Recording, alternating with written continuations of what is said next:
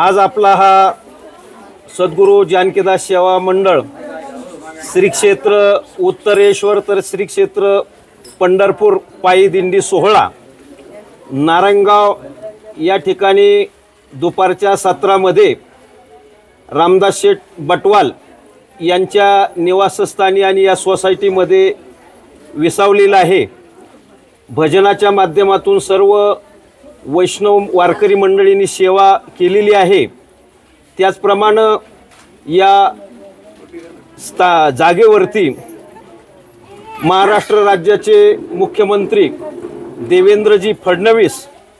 यांच्या माध्यमातून सर्व वारकरी मंडळींना पावसापासून संरक्षण व्हावं याकरता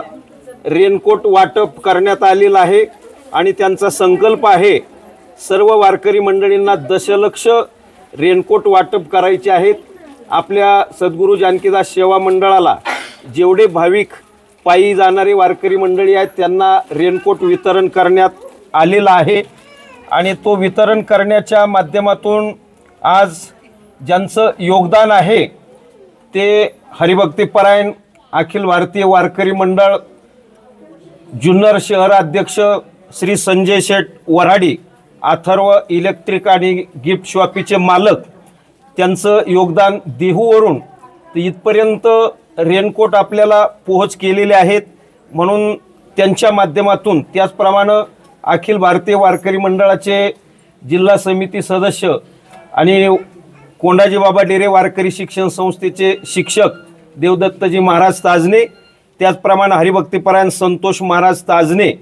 या मंडळींचं मोठं योगदान। त्याचप्रमाणे दिंडी सोहळ्याचे सर्व विश्वस्त ट्रस्टी मंडळ, त्यामध्ये आमचे खंडूशेठ बटवाल असतील, सयाजी आप्पा असतील, एवं त्या ठिकाणी सर्वच विश्वस्त मंडळ आणि सर्व माता भगिनी आणि भजनी मंडळ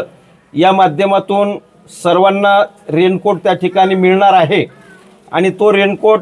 महाराष्ट्र राज्याचे मुख्यमंत्री यांच्या माध्यमातून आपल्यापर्यंत संजय शेठ वराडी, देवदत्त महाराज ताजने आणि संतोषजी महाराज ताजने यांच्या माध्यमातून आपल्यापर्यंत पोहोच झालेला आहे आणि हा संदेश मंत्रालयापर्यंत पोहोच करण्याचं काम जे करणार आहेत ते मीडिया प्रमुख आमचे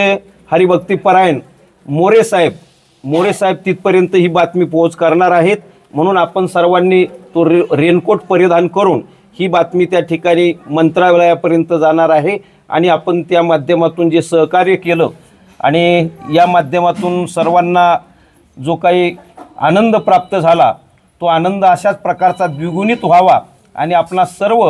वारकरी मंडळींचा इथून पुढचा जो प्रवास आहे तो प्रवास आनंददायी आणि सुखकारक व्हावा अशी पांडुरंग परमात्म्याच्या चरणी प्रार्थना करतो आणि आपणा सर्वांना वंदन करून या ठिकाणी माझ्या शब्दांना पूर्णविराम देतो। रामकृष्ण हरी।